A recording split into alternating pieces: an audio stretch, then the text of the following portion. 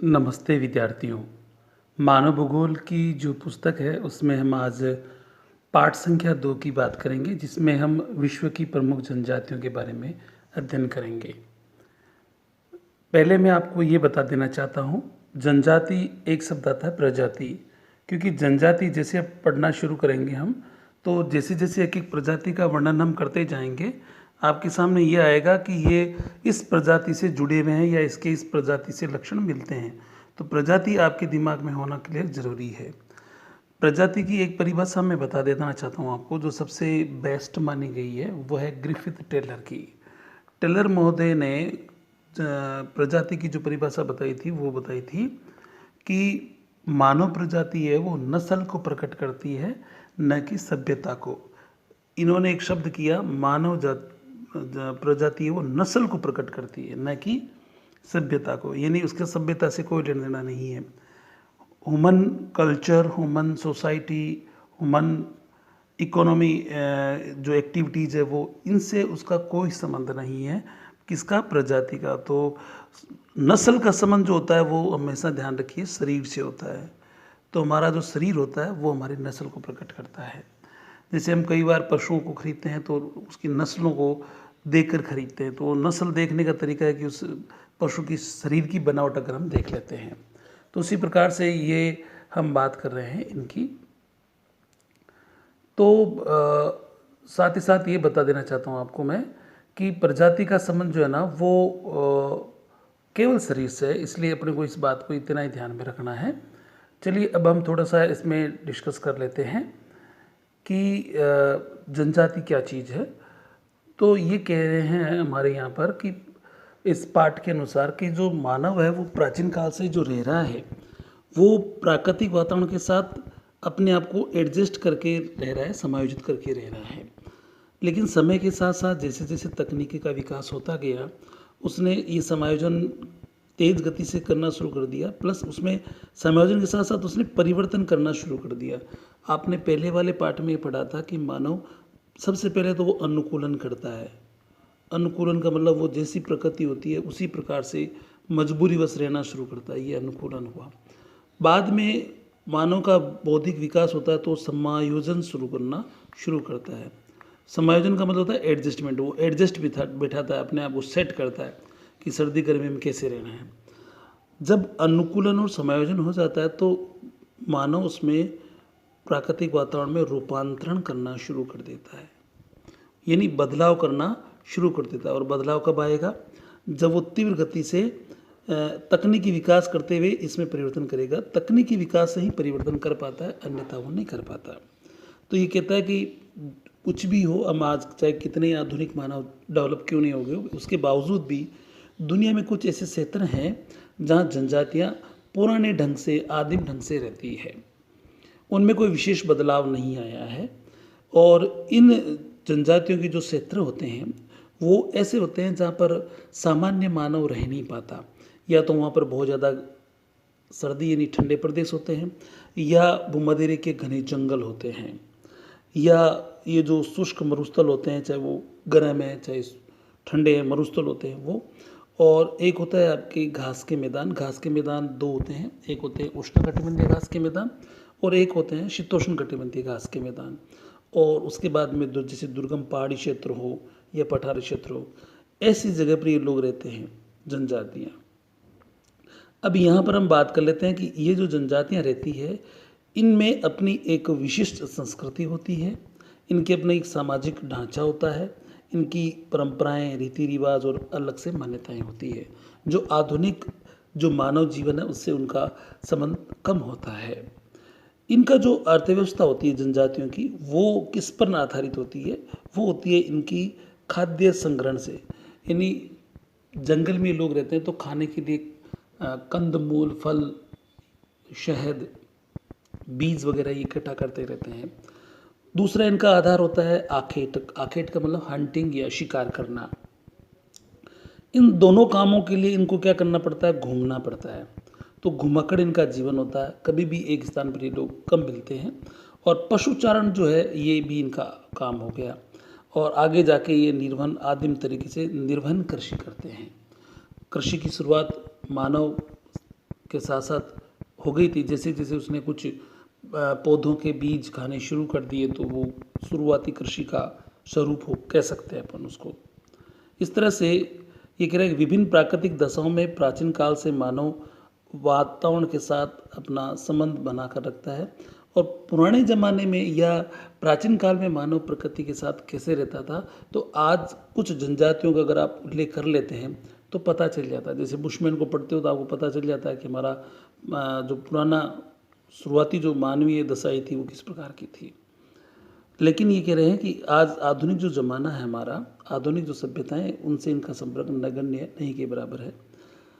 और अब हम बात कर लेते हैं कि जो जनजातीय वास्तव में एक जैविक समूह नहीं है बल्कि एक सामाजिक और सांस्कृतिक समूह। मैंने कहा था जैविक समूह का तो मतलब प्रजाति से ही होता है। अगर हम जैविक समूह की बात करेंगे तो प्रजाति की बात करेंगे, वरना जनजाति में तो केवल सामाजिक और सांस्कृतिक समूह ही देखने को मिलते हैं। जनजातीय लोगों का वह समूह होता है जिसमें उसकी सामाजिक रीति रिवाज होती हैं, सांस्कृतिक परंपराएं होती है और एक दूसरे से घनिष्ठ रूप से जुड़े हुए होते हैं। यहाँ हम विश्व की कुछ प्रमुख जनजातियों की चर्चा करेंगे।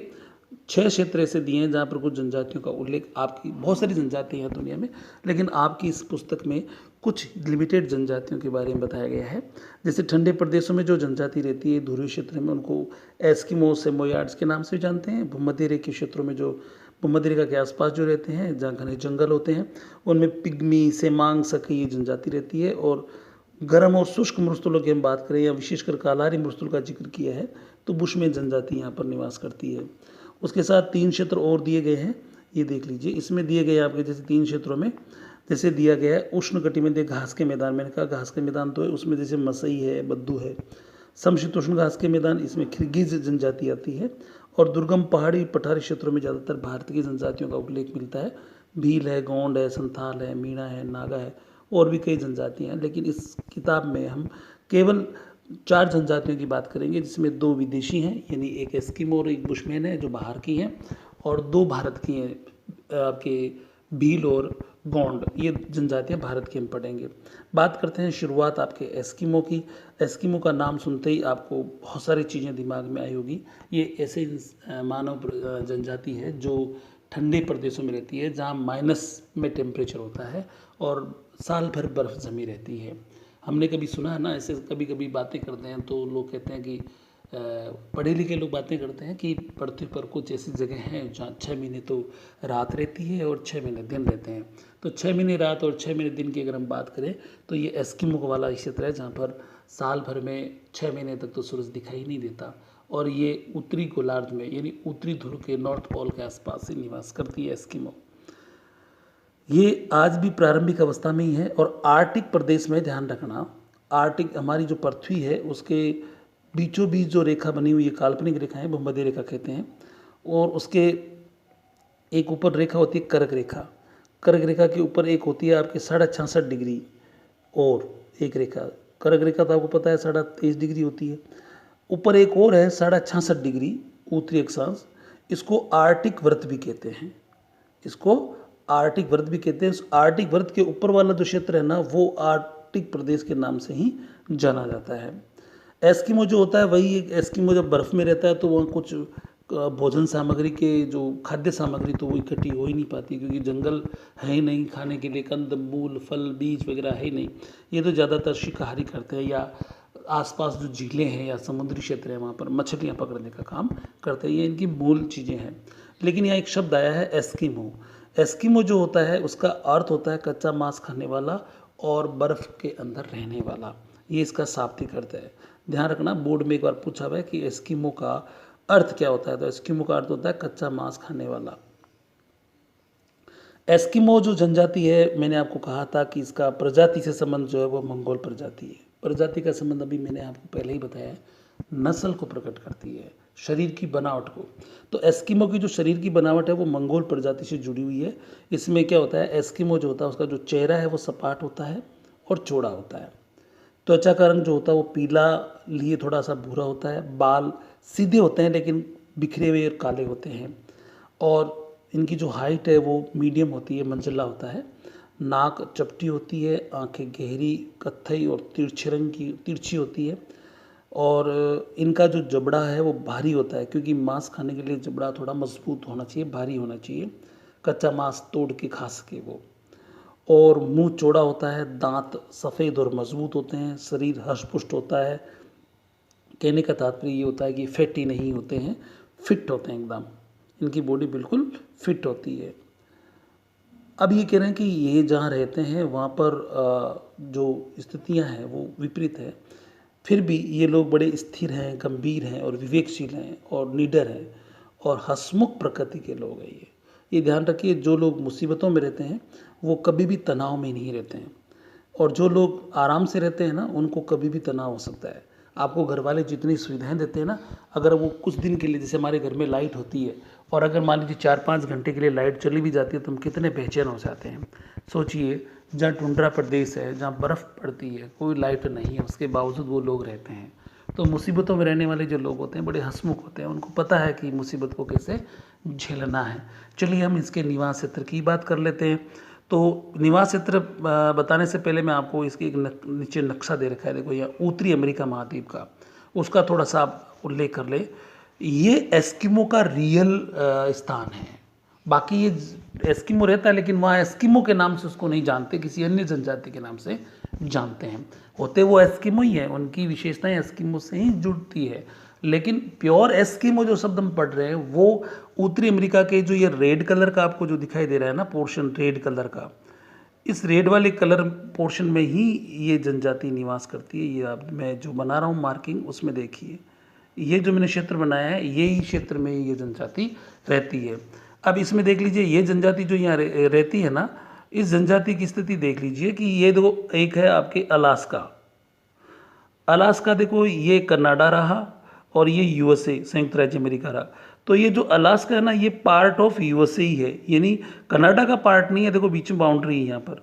तो कहने का तात्पर्य ये है कि ये अलास्का है वो यूएसए का हिस्सा है, ध्यान रखना। कई बार कनाडा कर देते हैं अपन, कनाडा नहीं है।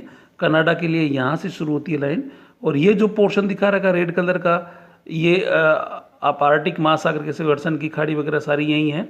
ये हडसन की खाड़ी है, देखो ये वाली, ये हडसन की खाड़ी है और इसकी सबसे लंबी तट रेखा है। ये जीके का एक बार पुलिस कांस्टेबल में सवाल आया था कि दुनिया की सबसे लंबी तट रेखा रखने वाली खाड़ी कौन सी है, तो वो हडसन की खाड़ी है। और आपको एक और बता दूं बढ़िया जानकारी, देखो यहाँ पर कुछ झीलें दे रखी है, आप काउंट कर सकते हैं, 5 झीलें हैं। ये अमेरिका की सबसे इम्पोर्टेंट झीलें हैं, जिसमें जैसे आपने नाम सुना होगा, सुपीरियर है, ईरी है, ओंटेरियो है, वीरन है। तो ये 5 झीलें यहाँ पर, मिशिगन है, तो ये 5 झीलें यहाँ की फेमस है और कनाडा और यूएसए के बीच में ही है। और ये सबसे डेवलप एरिया है, ये सबसे रिच एरिया है अमेरिका का, क्योंकि यहाँ ही ज़्यादातर ये आपके विकसित हुआ है उद्योग वगैरह। चलिए अपना एस्किमो पर आ जाते हैं। तो ये जो मैंने लाल कलर बता रखा है ये उत्तरी कनाडा का क्षेत्र है, और ये जो लाल कलर दिखा रखा है ये ग्रीनलैंड का। ये 1, 2 और 3, ये 3 ऐसे क्षेत्र हैं जहाँ पर एस्किमो के नाम से इसको जानते हैं। बाकी एस्किमो को नाम अलग नाम से जानते हैं, वो भी मैं आपको बता रहा हूँ। ऊपर वाले पोर्शन में अपन वापस चलते हैं, निवास वाले क्षेत्र में, यहाँ आ जाइए। तो यहाँ हम बात कर लेते हैं कि इसको यहाँ किस नाम से, अलग अलग क्षेत्रों में। जैसे इसको पहले हमने बात कर ली कि आर्टिक प्रदेश, आर्टिक प्रदेश को दूसरा नाम है टुंड्रा प्रदेश। आर्टिक के ऊपर 2 प्रदेश हैं, एक तो देखो है टेगा प्रदेश और एक है टुंड्रा।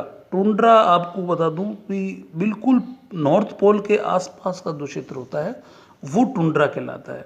उसके ठीक नीचे वाला पोर्शन जो होता है वो टेगा कहलाता है। टेगा में आपने कोणधारी वनों का कभी नाम सुना होगा या क्रिसमस ट्री का नाम सुना होगा कभी आपने, तो वो जहाँ पर कोणधारी वन या शंकुधारी वन मिलते हैं उस जगह को टेगा के नाम से जानते हैं। लेकिन ये टेगा में नहीं रहते हैं, टेगा में केवल गर्मियों के दिनों में आते हैं, बाकी दिनों में ये टुंड्रा प्रदेश में ही रहते हैं।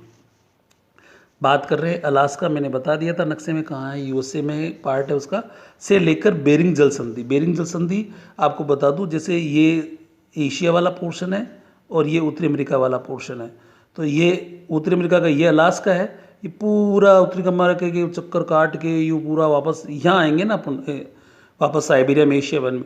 तो ये यूएसए वाला पोर्शन नहीं, उत्तरी अमेरिका वाला पोर्शन और ये एशिया वाला पोर्शन, इन दोनों को बीच में जो जोड़ती है ना, ऊपर है आर्टिक महासागर, नीचे है आपके प्रशांत महासागर। तो इन दोनों को जो जोड़ती है ना जल संधि, उसी का नाम क्या है आपके ये बेरिंग जल संधि है, तो बेरिंग जल संधि तक ये लोग रहते हैं। और यहाँ पर ये अलास्का आ गया, कनाडा आ गया, ग्रीनलैंड आ गया और उत्तरी साइबेरिया क्षेत्र आ गया, ठीक है ना। यहाँ पर ये लोग रहते हैं। अब देखो ये कनाडा और ग्रीनलैंड में इसको एस्किमो के नाम से जानते हैं। स्कैंडिनेविया जो क्षेत्र होता है उसको बोलते हैं उत्तरी यूरोप का हिस्सा, तो जिसमें नॉर्वे, स्वीडन, फिनलैंड ये आते हैं, वो सब स्कैंडिनेविया के पार्ट हैं। उसमें जो एस्किमो रहता है उसको एस्किमो के नाम से नहीं बल्कि लैप्स के नाम से जानते हैं। उत्तरी साइबेरिया में इसको सेमोयाड, याकुत और चकची तुंगू के नाम से जानते हैं। ये इसके निवास क्षेत्र हो गए। अब हम बात कर लेते हैं इसकी यहाँ की जलवायु किस प्रकार की है। तो इसकी जो जलवायु है वो यहाँ तापमान मैंने बताया था बहुत नीचा, साल भर नीचा रहता है और बर्फ़ जमी रहती है और कई बार तेज़ हवाएं चलती है, तो बर्फ़ की आंधियाँ, जैसे हमारे यहाँ आंधियाँ चलती है ना, तो हवा में मिट्टी उड़ती है, तो वहाँ पर हवा में, तेज़ हवाओं में बर्फ़ के कण उड़ते हैं जो बहुत नुकसान, जैसे हमारे यहाँ रेत के कण होते हैं ना, आंधियों में आते हैं तो हमारी स्किन या हमारी आंखों को छील देती है, तो उसी प्रकार से यहाँ बर्फ़ के कण होते हैं, वहाँ के इंसानों को या एस्किमो की बॉडी को नुकसान पहुँचा सकते हैं। तो एक यहाँ पर कम रोशनी, मैंने कहा था ना आपको भी कि यहाँ पर साल में सूरज केवल 6 महीने के लिए आता है, 6 महीने तो सूरज दिखाई नहीं देता, गायब हो जाता है, तो यह रोशनी बहुत कम होती है, उजाला बहुत कम होता है, कठोर जलवायु है। और लगभग 10 लाख एस्किमो पिछले 10,000 सालों से इसी प्रकार इस कठोर वातावरण में रहते हैं। यहाँ सर्दियों का मौसम बहुत लंबा होता है, गर्मी मात्र 3 महीने के लिए आती है, गर्मियों में भी तापमान 0 डिग्री सेल्सियस के आसपास ही रहता है, ज़्यादा नहीं होता है और थोड़ा सा बढ़ जाता है। लेकिन जब बढ़ जाता है तो उससे क्या होता है कि पानी, बर्फ़ जो होता है वो पानी बदल जाता है, जिससे झीलों में पानी आ जाता है और कुछ वनस्पति भी उगाती है, हम बात करेंगे उसकी। यहाँ पर पेड़ पौधे नहीं है, बरसात बारिश जो होती है वो हिम के रूप में यानी हिमपात होता है। कठोर जलवायु के कारण यहाँ वनस्पति भी नहीं होती है, केवल यहाँ पर शैवाल, काई और लाइकेन जैसी वनस्पति देखने को मिलती है। यहाँ पर देखिए यहाँ आएगा नाम, अभी लाइकेन का भी नाम आएगा। तो इस तरह से यहाँ पर ज़्यादा पेड़ पौधे नहीं हैं, कुछ है रंग बिरंगे फूलों वाले। आगे हम बात करें यहाँ कौन कौन से जानवर मिलते हैं, तो जंगली जानवर यहाँ ध्रुवीय भालू, आपने नाम सुना होगा, पोलर बियर का जो सफ़ेद रंग का होता है, और एक लेमिंग होता है। लेमिंग नाम का जीव क्या होता है, खरगोश से थोड़ा छोटा होता है और खरगोश जैसा ही होता है लगभग, लेकिन खरगोश से छोटा होता है। और उसके बाद में खरगोश हैं, कस्तूरी मृग है। इस लेमिंग का आपने जिक्र पढ़ा होगा कक्षा 11वीं भौतिक भूगोल में, जब आप महाद्वीपीय विस्थापन सिद्धांत अल्फ्रेड वेगनर का पढ़ रहे थे, तब उसने जैविक आदतों में बताया था कि लेमिंग नाम का जो जीव होता है वो यूरोप वाले हिस्से को छोड़ के और अमेरिका की तरफ भागता है, तो बीच में उत्तरी सागर आता है तो वो उसके अंदर डूब कर मर जाते हैं। यानी वेगनर ने बताने की कोशिश की थी कि ये जो लेमिंग नाम का जीव है ये हज़ारों सालों से पश्चिम की ओर भागता है और उसको पता नहीं है कि अब अमेरिका यहाँ से हट के आगे चला गया है, और ये सारे के सारे लाखों की संख्या में उत्तरी सागर में अपनी जीवन लीला समाप्त कर लेते हैं। ये एक जैविक आदत की बातें। चलिए अपन बात करते हैं आगे वापस। खरगोश है, कस्तूरी मृग है, केरीबो है, या केरीबो का दूसरा नाम है रेंडियर, और लोमड़ी है, भेड़िया है, कुत्ते हैं, यहाँ पर मिलते हैं। अब यहाँ ये तो बाहर के जीव है। अब दो झीलें और समुद्रों में जो जानवर मिलते हैं वो सील मछली, हवेल मछली, वालरस, और वालरस को सी लोइन के नाम से भी जानते हैं। सी लोइन इसलिए कहते हैं, इसका जो चेहरा होता है वो इसकी शेर की तरह होता है, इसलिए इसको सी लोइन के नाम से भी जानते हैं। और ये तीनों ही मछलियाँ बहुत बड़ी बड़ी होती है। इस तरह से ये यहाँ पर पाए जाने वाली क्लाइमेट और वहाँ पर पाए जाने वाले जीव जंतुओं की बात होगी। अब हम बात कर लेते हैं यहाँ के आर्थिक क्रियाकलापों की। तो इसका हमने सबसे पहले बात करी थी कि पेड़ पौधे होते ही नहीं हैं, खेती बाड़ी जो ज़मीन वगैरह है ही नहीं, तो यहाँ पर ये लोग ज़्यादातर आखेट करते हैं। आखेट इनका मेन काम है, यहाँ का प्रमुख आर्थिक कार्य है। अब आखेट भी अलग अलग मौसम में अलग अलग तरीके से किया जाता है। जैसे हम पहले सर्दियों की बात करें, क्योंकि सर्दी ज़्यादा पड़ती है वही बात कर लेते हैं। तो ये लोग क्या करते हैं, एस्किमो समुद्र के तट पर किनारे सील मछली का शिकार करते हैं सर्दियों में। और अब ये क्या करते हैं, इसमें एक पद्धति आई है, देखो यहाँ पर माउपोक, ये बोर्ड में पूछा हुआ है कि माउपोक क्या है। माउपोक एस्किमो के द्वारा शिकार की जाने वाली एक पद्धति है। माउपोक का एस्किमो की भाषा में मतलब होता है प्रतीक्षा करना। एस्किमो की भाषा आगे आ जाएगी, एल्यूट भाषा है, उस भाषा में इसका माउपोक का मतलब होता है प्रतीक्षा करना, वेट करना। इसमें होता क्या है कि जो बर्फ़ की परत होती है उसके नीचे पानी होता है, और कहीं पर भी बर्फ़ अगर हल्की सी भी पतली है और तो वहाँ पर क्या करती है सील मछली, अपने मुंह से ठोक ठोक के और यहाँ पर एक छेद बना देती है। उस छेद में वो श्वास लेने के लिए आती है। अब एस्किमो क्या करता है, ऐसे छेदों को ढूंढता है और उसके छेद को हड्डी से बंद कर देता है। तो जैसे वो सील मछली आएगी और अपने श्वास लेने के लिए इस हड्डी की छड़ को हिलाएगी, यहाँ पर एस्किमो बैठा है हार्पून लेकर, हार्पून उसके एक भाले का नाम है। तो जैसे ही वो आएगा, सील मछली आएगी और ये छड़ी हिलेगी हड्डी वाली, तो जैसे ही ये एस्किमो हार्पून उसके अंदर डाल देगा और सील मछली का अंत हो जाएगा। इस पद्धति को कहते हैं माउपोग। एक और दूसरी विधि है जिसका नाम है यहाँ पर दिया हुआ है, देखिए उस विधि का नाम है आपके इतुरपाक। इसमें क्या होगा, ये सर्दियों में होगी। इसमें होगा क्या कि 2 एस्किमो होंगे। जैसे एक पर एक शील मछली तो अपना छेद स्वयं बना देती है, यहाँ पर एक एस्किमो खुद बना देता है यहाँ पर। तो इस प्रकार से क्या होगा, एक एस्किमो खुद बना देगा, या वो लोग छड़ी डाल देते हैं, या छड़ी डालने की जरूरत भी नहीं पड़ती। एक छेद में से वो क्या करता है कि एस्किमो मछली के खाने का भोजन दाना वगैरह डालता रहता है, और एक तरफ छेद की तरफ वो एस्किमो भाला लेकर बैठा रहता है। जैसे ही सील मछली आती है, ये हार्पून से उसमें इस दूसरे वाले छेद से हमला कर देता है। इतने में ये एस्किमो भी हमला कर देता है। दोनों मिलकर ये बड़ी मछलियों को मारने के लिए काम में आती है। मोस्टली सील मछली का आकार बहुत बड़ा हो, या व्हेल मछली हो, या मान लीजिए वालरस मछली हो बड़ी आकार की, तो उनको ये मारने के काम आता है। इसको बोलते हैं इतुरपाक। इसमें 2 एस्किमो मिलकर काम करते हैं। चलिए आगे हम बात करते हैं आगे। अब यहाँ देखिए, एक हार्पून का नाम मैंने आपको बता दिया, एस्किमो का भाला होता है उसको हार्पून कहते ही हैं। सील मछली इंपॉर्टेंट है इनके लिए। वो ये है कि ये केवल भोजन ही नहीं देती, बल्कि जलाने के लिए ईंधन भी देती है। इसकी चर्बी बहुत काम आती है। इसकी जो चर्बी होती है वो अन्य जानवरों की बजाय ज़्यादा देर तक जलती है और तापमान भी ज़्यादा देती है। तो इस तरह से ये विधियाँ दे रखी है। अब एक और है, वसंतकालीन आखेट भी ये लोग करते हैं। तो वो क्या है वो भी हम बात कर लेते हैं। उसमें भी एक शब्द आएगा उतोक। गर्मियों में, गर्मियाँ तो आती नहीं, बसंत काल आता हल्का सा, उस समय जब ये को शिकार करते हैं उसको कहते हैं उतोक।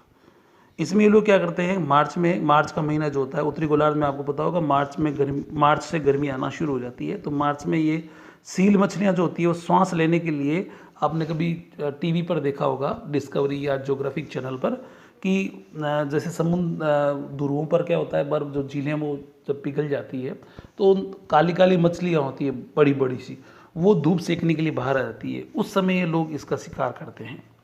उस विधि को कहते हैं उतोक। और उस उतोक शिकार करने के लिए ज़्यादातर ये क्या करते हैं, ये कुत्तों को अपना हथियार बनाकर काम में लेते हैं। कुत्ते भागते हैं और सील मछली को पकड़ लेते हैं।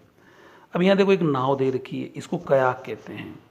ये सील मछली की खाल और हड्डियों से बनी होती है। ये इसके हाथ में जो है ये भाला है, ये हार्पून है, और इस तरह से इसके पीछे रस्सी सी बंधी हुई है, और ये सील मछली के मारने के काम, यानी शिकार करने के लिए इस तरह से काम में लेता है। तो इस तरह से ये कुत्तों की मदद भी लेता है। तो ये आपके हो गया उतोक, गर्मियों में करते हैं ये लोग। अब ये चमड़े से नाव बनाते हैं, मैंने भाई बताया था आपको, कया कहते हैं उसको। और गर्मियों में ये लोग क्या करते हैं, कैरिबो का धनुष बाण से शिकार करते हैं गर्मियों में। खरगोश, बतख, चिड़िया, इनको फंदों में फांस कर शिकार करते हैं। अब रेंडियर इनकी संपत्ति का आधार है, सामाजिक स्तर है इनका, मापदंड है। अगर एस्किमो के पास रेंडियर ज़्यादा है तो वो समाज का सबसे धनाढ़ आदमी होता है। एस्किमो लोगों के जीवन में सील मछली का अधिक महत्व है, मैंने भी आपको बताया था। सील मछली इनके लिए बहुत इंपॉर्टेंट है। क्यों? एक मानव की 3 मूलभूत आवश्यकता होती है। एक होती है रोटी, कपड़ा और मकान। वो सारी चीज़ें उसको सील मछली से मिल जाती है। जैसे सील मछली से खाने के लिए मांस मिल जाता है, पहनने के लिए कपड़ा मिल जाता है, और इसकी जो खाल है वो तंबू यानी मकान, घर बनाने के काम आ जाती है। और इसके बाद में इसकी जो चर्बी है वो ईंधन के रूप में काम आ जाती है। इसकी जो हड्डियाँ हैं उससे स्लेज गाड़ी बना लेता है या हार्पून बना लेता है। और इसकी जो तांत है, तांत का मतलब होता है इसके अंदर जो ब्लड वेन है वो रस्सी के रूप में काम में ले लेते हैं। इस तरह से ये इनका है। सील मछली इनके लिए एक आर्थिक दूरी हो गई। भोजन की हम बात करें तो एस्किमो, आपको पता होगा इसका नाम का अर्थ यही है, कच्चा मांस खाने वाला। तो प्रमुख ये कच्चा मांस खाते हैं। और मांस कहाँ से मोस्टली इनको मिलता है, सील, हवेल और सी लोइन से ज़्यादा खाते हैं। छोटी मछलियों का भी ये करते हैं, और छोटे मोटे जो जीव जंतु हैं उनका भी शिकार करते हैं। पहले दूरियों भालू का शिकार करते थे, लेकिन ध्रुवीय भालू पर तो अब अंतर्राष्ट्रीय बैन लग गया है, क्योंकि उनकी संख्याएं कम हो रही है दुनिया में, इसलिए ध्रुवीय भालू को मारना बैन हो गया है। कपड़ों की हम बात करें तो ये कैरिबो की खाल के कपड़े पहनते हैं और सील मछली की खाल के भी पहनते हैं। सील मछली की जो खाल होती है वो अन्य खालों से थोड़ी हल्की और गर्म ज़्यादा होती है। ध्रुवीय भालू के समूर भी पहनते हैं। समूर मतलब उसके जो बाल होते हैं खाल के, तो उनको समूर कहते हैं, फर को, तो वो काम में लेते हैं ये लोग। स्त्रियां जो होती है, पुरुष और स्त्रियों के जो कपड़े होते हैं वो लगभग एक जैसे ही होते हैं। एस्किमो जो है वो जर्सीनुमा कपड़ा पहनता है, बाहाँदारवा, जिसको तीमिया कहते हैं, और उसके ऊपर एक वो एप्रन पहनता है जिसको अनोहाक कहते हैं। तीमिया तो उसकी बनियान हो गई, और बनियान के ऊपर जो कोट पहनता है उसका नाम अनोहाक हो गया। सील मछली की खाल की बनी हुई जूतियाँ पहनता है, उसको कार्मिक या मुकुलुक्स कहते हैं। अब हम इनके मकानों की बात कर ले तो ये फेमस मकानों की वजह से, आपने अक्सर इनके बारे में सुना होगा, तो ये फेमस ही मकानों की वजह से हुए थे। तो हम इनके मकानों की बात कर लेते हैं। ये बर्फ़ के क्षेत्र में रहते हैं, तो बर्फ़ के पत्थरों के और हड्डियों के खाल के मकान बनाते हैं। सर्दियों में जो बर्फ़ के मकान बनाते हैं उनको इग्लू कहते हैं। ये बहुत कंपटीशन में पूछते हैं कि इग्लू किस जनजाति के मकान को कहते हैं, तो वो एस्किमो है। इग्लू जो होता है वो 5 से 6 फुट भूमि के अंडरग्राउंड में होता है और 2 से 3 फुट ऊपर उठा होता है, और लकड़ी और हवेल की हड्डियों के ढांचे से ये मकान बनाते हैं। उसको कर्मक के नाम से भी जानते हैं। ये इग्लू की फ़ोटो आप देख सकते हैं, इस तरह का इग्लू बनाते हैं झोंपड़े नुमा। तो ये लोग इस तरह से इसको कार्मक के नाम से भी जानते हैं, मतलब हड्डी खाल इनसे बनाते हैं उनको मकान, उनको कर्मक कहते हैं। इसका प्रवेश जो होता है ना किसका, एस्किमो का, वो सुरंग की तरह होता है, छोटा पतला होता है, ताकि उस पर रेंग कर अंदर चले जाएं। और गर्मियों के अंदर ये अस्थायी तंबू बनाते हैं। मैंने कहा था टुंड्रा को छोड़कर कहाँ आ जाते हैं, टेगा के बाउंड्री पर आ जाते हैं, क्योंकि गर्मियों में जैसे टुंड्रा में घास उगेगी तो यहाँ टेगा वाले जानवर आएंगे, तो बाउंड्री के ऊपर ये एस्किमो तंबू लगा के रहते हैं और शिकार करते हैं उनका। इस तरह से इसके कुछ उपकरणों का जिक्र यहाँ किया गया है। एक कयाक, जब भी मैंने आपको फ़ोटो बताई थी, एक नाव होती है जो 5 से 5 मीटर लंबी होती है, 1.5 मीटर चौड़ी होती है। उमियाक इनकी एक नाव है। कायाक तो छोटी नाव है, उमियाक बड़ी नाव है जिसमें ये हवेल मछली का शिकार करने के लिए काम में लेते हैं। हार्पून मैंने भी आपको बताया था, भाला होता है जो 1.2 से 1.5 मीटर तो लंबा होता है, और उसकी एक रस्सी बंधी हुई होती है। अभी फ़ोटो दिखाया था आपको। स्लेज गाड़ी जो होती है वो बर्फ़ पर फिसल कर चलने वाली गाड़ी होती है जिसमें पहिए नहीं होते। इस स्लेज को कुत्ते या रेंडियर खींचते हैं। जब इनको शिकार करने के लिए जाना होता है तो कुत्तों के लिए, और किसी से मिलने जाना हो तो रेंडियर को ये स्लेज गाड़ी के आगे लगा देते हैं और खींचते हैं फिर इसको। अगर हम इसकी समाज और संस्कृति की बात करें तो ये लोग छोटे छोटे समूह में रहते हैं। इनका जीवन घुमक्कड़ होता है, आदिम ढंग से जीवन यापन करते हैं। पितृवंशीय हैं समाज, मतलब पिता की संपत्ति पुत्रों को मिलती है। और एक और इनमें प्रथा है जिसका नाम है बहुपत्नी प्रथा, यानी ये लोग एक से अधिक पत्नियां रख सकते हैं। और गर्मियों में इनके, देखो यहाँ पर ये रेंडियर के फोटो दे रखा है और ये एस्किमो है, और इसके पीछे स्लेज गाड़ी खड़ी है। तो देखो ये, अब यहाँ बात करते हैं, इनके लिए सर्दियाँ जो है वो इतनी अच्छी नहीं मानी जाती जितनी गर्मियाँ अच्छी मानी जाती है। इसलिए सारे इनके जो उत्सव है या समारोह है वो गर्मियों में होते हैं। ये जादू टोनों में भी विश्वास रखते हैं, और इनकी भाषा का नाम एल्यूट है, मैंने भी आपको बताया था। और एक बार बोर्ड के एग्ज़ाम में 1 नंबर का सवाल ही पूछा है कि एस्किमो की भाषा कौन सी है, तो वो एल्यूट भाषा है। कठोर सर्दी होती है, भोजन की कमी होती है। बूढ़े और आसक्त व्यक्ति, अगर मान लीजिए भोजन नहीं मिलता है तो वो सुसाइड कर लेते हैं। ये बड़ी विडंबना है। अब हम बौद्धिक चीज़ें पढ़ते हैं। ये कई बार बोर्ड में अगर पूछ लें तो आपके लिए जवाब थोड़ा सा मुश्किल हो जाता है इसकी चीज़ के लिए। वो ये है कि ये वातावरण के साथ समायोजन कैसे करते हैं, तो ये अपने को थोड़ा ध्यान में देना है। 1 मिनट, थोड़ा डिस्टर्ब हो गया है, वापस मैं उसको ढूंढ लेता हूँ।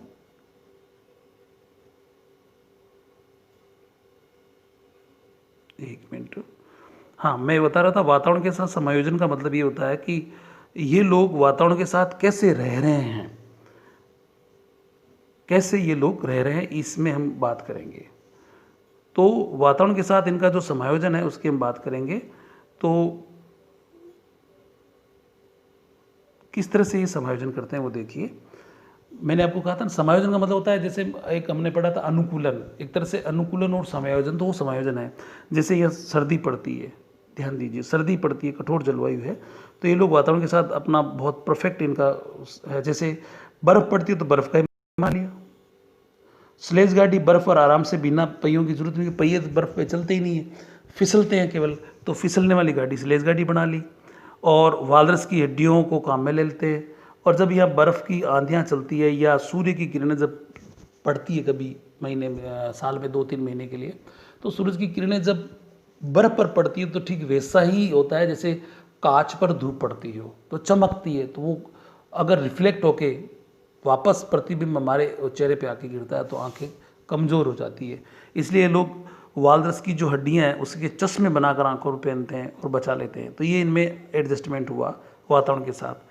अब वर्तमान में क्या फ़र्क पड़ गया इनके, तो ये कहता है आधुनिक ज़माने में इन पे ये फ़र्क पड़ा है कि 1960 के बाद यूरोपियन और अमेरिकन लोगों का यहाँ पर क्या हो गया, थोड़ा अतिक्रमण हो गया, लोग आने लगे।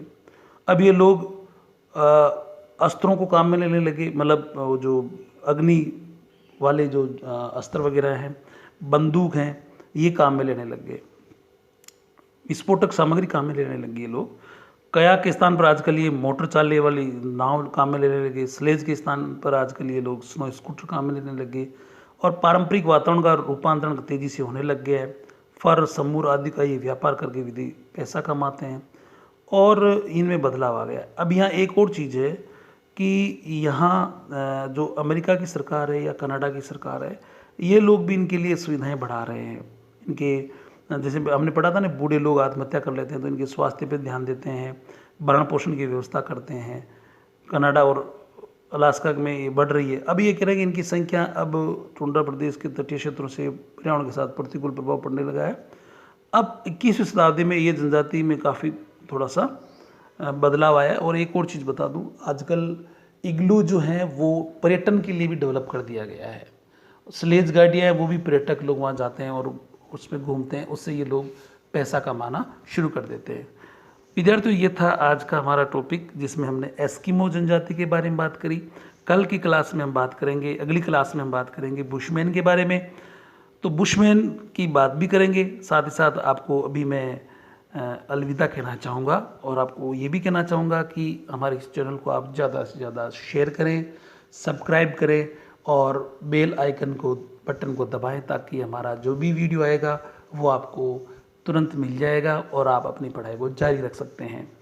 कोरोना की बीमारी चल रही है, अपने आप को सेफ रखिए, बचावी उपचार है इसका, घर में रहिए, ज़रूरत होने पे घर से बाहर निकलिए। Thank you.